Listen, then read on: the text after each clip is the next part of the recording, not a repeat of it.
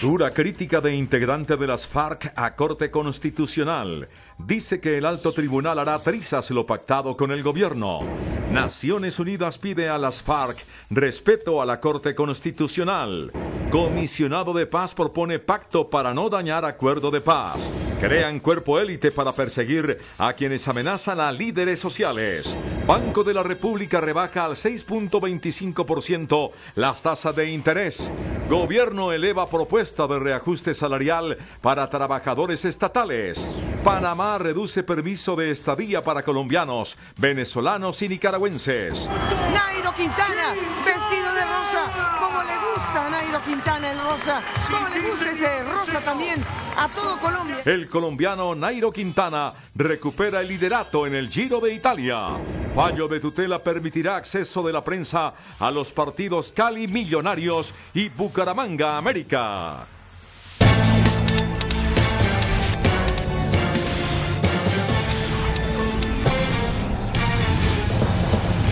Buenas noches. El integrante del Estado Mayor de las FARC, Jesús Santrich, radicalizó sus críticas contra el fallo de la Corte Constitucional que limitó el fast track y advirtió que el alto tribunal podría hacer trizas la Justicia Especial para la Paz, causando un grave golpe al proceso de paz. Igualmente advirtió que es imposible cumplir con los plazos fijados para el desarme de las FARC. Las FARC consideran que no hay garantías en la Corte Constitucional para la evaluación de las leyes y decretos que reglamentan el Acuerdo de La Habana. Todos esos cuerpos normativos van a llegar a las inocentes manos de la Corte Constitucional. ¿Ya? A mi modo de ver, para volverlos porque lo que ha pasado ahora es eso. ¿Ya? Lo que ha pasado ahora con el fast track es eso. Jesús Santrich se refirió en términos despectivos al alto tribunal. Pero si a la cortecita esta que tenemos se le ocurre que la ley de amnistía es inexequible, ¿en qué situación quedan los guerrilleros? El guerrillero también manifestó que el proceso enfrenta la peor crisis desde su inicio. Porque todo el mundo, no, sí, vamos adelante, vamos avanzando. La paz va, sí, la paz va, pero si no le metemos el hombro, yo creo que no va. Así como estamos en este momento, lo que puede ocurrir en tiempo inmediato es que nos maten a todos. La entrega de armas de las FARC no se cumplirá el día D más 180, que es el próximo miércoles. Lo más sencillo, diríamos, es la dejación de los fusiles que están en manos de los guerrilleros. Y eso pienso que si hay buena voluntad del gobierno, en no más de 2 meses creo que se puede dar. No puede haber dejación de armas si no hay excarcelación masiva de guerrilleros. ¿En qué proceso de paz se ha visto que la guerrilla deja sus armas sin tener resuelta, por lo menos, la situación de quienes se encuentran en las cárceles? Santrich advirtió que el listado de los bienes de las FARC tampoco lo entregarán antes de 3 meses. Y pues por su parte, el representante de las Naciones Unidas para los Derechos Humanos en Colombia, Todd Howland, pidió a las FARC que respeten a la Corte Constitucional y que den ejemplo del acatamiento de las decisiones judiciales ahora que están en camino de reincorporarse a la sociedad. El delegado de la ONU, Todd Howland, comentó que las FARC, que ahora están dando el paso de la ilegalidad a la legalidad, tienen que brindar acatamiento y respeto a las instituciones. Estas decisiones a veces pueden crear unos sentimientos incómodos. Y sí se puede hacer unos retrasos en la razón del proceso de paz. Pero es importante que estas revisiones de Corte Constitucional son tomadas en serio y respetados, porque esta institución es el árbitro final en la razón de la constitucionalidad. Dirigentes políticos también reaccionaron ante los ataques de Jesús Santrich de las FARC a la Corte Constitucional. Creo que la verdad que los señores de las FARC se equivocan saliendo a despotricar de la Corte Constitucional. Bienvenidos a la democracia. Este es un Estado de Derecho, aquí hay independencia de poderes y las decisiones de la Corte, se compartan o no, se respetan y se aplican. Yo la verdad haría un llamado a la calma. Aquí esta semana el presidente reiteró su compromiso de cumplir con los acuerdos de paz. Son inaceptables las palabras de Jesús Santrich. La verdad es que si la verdad las FARC quiere reincorporarse a la sociedad, tiene que empezar por respetar la institucionalidad. y las altas cortes, y en especial la Corte Constitucional, es la institucionalidad. Muy difícil que haya una reconciliación en los colombianos con esa grosería y esas palabras permanentemente fuera de tono de Jesús Santrich y algunos miembros de las FARC. Las FARC deben entender que en democracia no pueden exigir ni pedir lo que se les dé la gana. En Colombia sigue habiendo constitución, siguen habiendo leyes, hay Corte Suprema, hay Congreso y hay opinión pública. Las FARC deben someterse a las reglas de la democracia. Todd Howland habló durante un acto en el que la Unión Europea, la ONU y la Defensoría del Pueblo firmaron 2 convenios para la protección de los defensores de los derechos humanos. Por su parte, el alto comisionado para la paz, Sergio Jaramillo, pidió a los candidatos a la presidencia firmar un pacto mínimo de respeto de los acuerdos de paz. La petición la hizo el alto comisionado para la paz al advertir que es importante que el gobierno que empiece en 2018 debe mantener lo pactado con las FARC en aras de que se garantice el cumplimiento del acuerdo. Necesitamos entre los candidatos, ya que está cada vez más, ya es que se está calentando la temporada electoral, un pacto de mínimos de respeto a estos procesos que ya están en marcha, como es la inclusión política de las FARC. Jaramillo hizo un llamado a la oposición y advirtió que no se puede implementar la política del miedo. Cuando el llamado presidente honorario de un partido se para y dice que hay que hacer trizas el acuerdo de paz, no solamente está apelando a las, yo diría, las emociones más bajas, no solamente peligrosamente está azuzando la violencia, sino que está, en primer lugar, a mi juicio, cerrando todos los espacios de deliberación. Igualmente salió al paso a las declaraciones que entregó el guerrillero de las FARC, Jesús Santrich, contra el fallo de la Corte Constitucional. Afirmó que no se le debe prestar atención. Estamos ante un fenómeno nuevo y es que Santrich saca comunicados de él a nombre de la CECIVI, Santrich da sus ruedas de prensa. Yo lo que oigo el secretariado es otra cosa. No nos vamos a desgastar con como gobierno discutiendo con Jesús Santrich. Finalmente aseguró que las FARC pueden celebrar el aniversario de sus 53 años siempre y cuando no incumplan con lo pactado en el acuerdo. Desde la ciudad de Valledupar, en el Cesar, donde participó precisamente en la cumbre de ciudades capitales, el presidente Juan Manuel Santos aseguró que espera que la guerrilla de las FARC se desarmen a la mayor brevedad posible, al tiempo que también reconoció que la decisión de la Corte Constitucional sobre el Fast Track generó zozobra en ese grupo. Desde Valledupar, el presidente Santos, ante alcaldes de ciudades capitales reunidos aquí en esta ciudad, dijo que precisamente ayer en una reunión con las FARC les estuvo dando tranquilidad, que la palabra del gobierno está empeñada en cumplir los acuerdos. Cualquier cosa que yo diga puede perturbar esa negociación. A lo que aspiramos, por supuesto, es a que las FARC se desarmen a la mayor brevedad posible. Lo que sucedió en la Corte Constitucional hace unos días generó mucha zozobra, mucha incertidumbre, mucha desconfianza que tenemos que recuperar nuevamente. El jefe de Estado le explicó a los alcaldes la ley de tierras que se divide en 2 componentes, uno a través de decreto que expedirá entre hoy y mañana y otro a través de un proyecto de ley en el Congreso. Dejó claro que no se va a expropiar a nadie. Vamos a distribuir 3 millones de hectáreas a las 800.000 familias que nunca han podido tener acceso a la tierra. Formalizar la propiedad de 7 millones de hectáreas de campesinos que no han podido legalizar sus títulos. Seguridad jurídica y estabilidad jurídica. Eso es lo que va a suceder con la ley que va a apoyar el Congreso, que va a aprobar el Congreso, y el decreto ley que voy a firmar de aquí a mañana. Envió un mensaje a los críticos.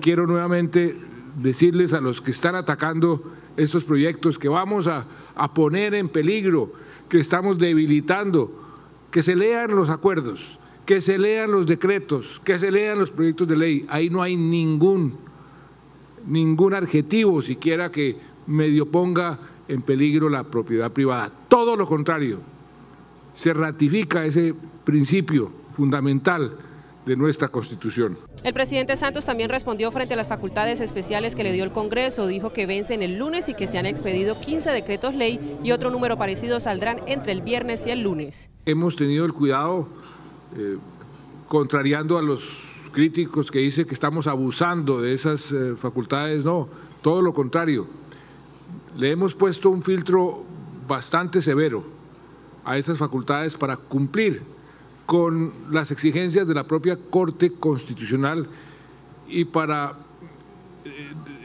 utilizar esas facultades realmente cuando es necesario. Tras el asesinato en las últimas horas de un líder social en Tumaco, el vicepresidente general en retiro, Óscar Naranjo, anunció la creación de un cuerpo élite para dar con el paradero de quienes están amenazando y asesinando a los defensores de derechos humanos.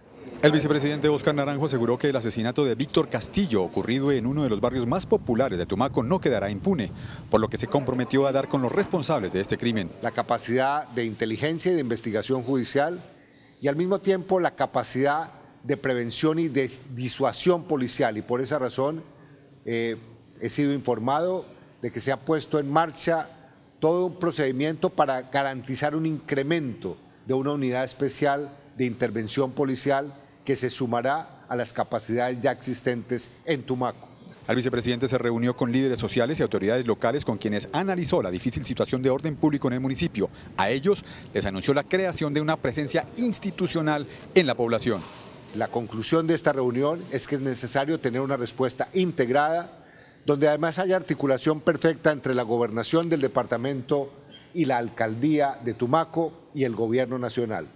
Por eso estimamos que esta respuesta es estructural y realmente debe sumar capacidades del Estado para dar garantías de que la inclusión y la convivencia sean realidades que avancen en Tumaco. De otra parte, el vicepresidente Óscar Naranjo anunció aquí en Tumaco la firma de los primeros convenios con familias para la sustitución de cultivos ilícitos. El día 29, es decir, los próximos días, se da inicio aquí a un proceso de acuerdos voluntarios, colectivos y al mismo tiempo a un proceso ya individual y de registro de cerca de 1.400 familias que se comprometen a sustituir un poco más de 1.500 hectáreas en 21 veredas de Tumaco. Líderes de la región le pidieron al vicepresidente Óscar Naranjo mayor inversión en la región para no llegar a las vías de hecho como ya ocurre en Chocó y Buenaventura. Las autoridades señalaron a las disidencias de la guerrilla de las FARC como las posibles responsables del asesinato de un soldado en el departamento del Caquetá. Como Rubén Darío Llanos Galeano fue identificado el soldado profesional asesinado en el caserío La Sombra en zona rural de San Vicente del Caguán, límite de Caquetá y Meta. De acuerdo con un comunicado emitido por la Fuerza de Tarea Conjunta Omega, la cual pertenecía al uniformado, este habría sido víctima de las disidencias de las FARC. Hay probabilidades de que sean disidentes de las FARC que están operando en la región de San Francisco de la Sombra. Esperamos que lo más pronto posible, con apoyo de la inteligencia, con apoyo de la misma comunidad, poder nosotros encontrar a aquella persona que vilmente asesinó a nuestro soldado. El uniformado es natural de Ibagué, Tolima, y falleció antes de recibir atención médica. La Junta Directiva del Banco de la República redujo en 1/4 punto las tasas de interés. A partir del próximo lunes, endeudarse será más barato. De acuerdo con el gerente del Banco de la República, la baja de 6.5% a 6.25% se dio porque la inflación de abril registró un comportamiento similar al esperado. La inflación se mantuvo estable, similar a lo esperado por el equipo técnico del banco. Los mecanismos de indexación y el aumento en la persistencia de la inflación continúan reflejándose en el comportamiento de los indicadores de inflación básica y pueden prolongar la convergencia de la inflación a la meta del 3%. Asimismo, manifestó que para el segundo trimestre se espera un bajo dinamismo de la economía y le siguen apuntando a un PIB de 1.8% para el cierre del año. ¿Tocamos fondo o no? Esa es la gran pregunta. Lo que está detrás de la desaceleración de la economía colombiana fue la caída del precio del petróleo y un elemento que nadie tenía en los cálculos, que fue el fenómeno del Niño del primer semestre del año pasado, que obligó a incrementar las tasas de interés. El ministro de Hacienda también se refirió al impacto que puede generar el paro actual. Todo paro es malo. Los paros no son buenos, no le hacen bien a nadie. Por eso la posición del gobierno siempre ha sido la de buscar fórmulas concertadas dentro de las posibilidades y las realidades de un país y las realidades fiscales. Los directivos del emisor también se refirieron al futuro económico del país. Tanto en el estudio de la OECD como en el estudio del Fondo Monetario Internacional, se menciona que la fuente de crecimiento más importante en el próximo futuro son los dividendos de la paz. Por otra parte, el jefe de la cartera de Hacienda hizo un llamado para que los bancos bajen las tasas con más celeridad, frente a lo que el representante del gremio respondió. Las transmisiones se demoran entre 4 y 6 meses, eso ha sido probado en Colombia a nivel mundial. Y el ciclo bajista solo empezó en diciembre. El Banco de la República proyecta que la inflación para el cierre de este año se ubique en 4.45% y para el cierre de 2018 en 3.57%. Y también el próximo martes el gobierno y los representantes de los sindicatos del sector oficial reanudarán los diálogos en torno al pliego de peticiones que presentaron los trabajadores del sector estatal. El Ejecutivo aumentó al 6,4% la propuesta del incremento salarial.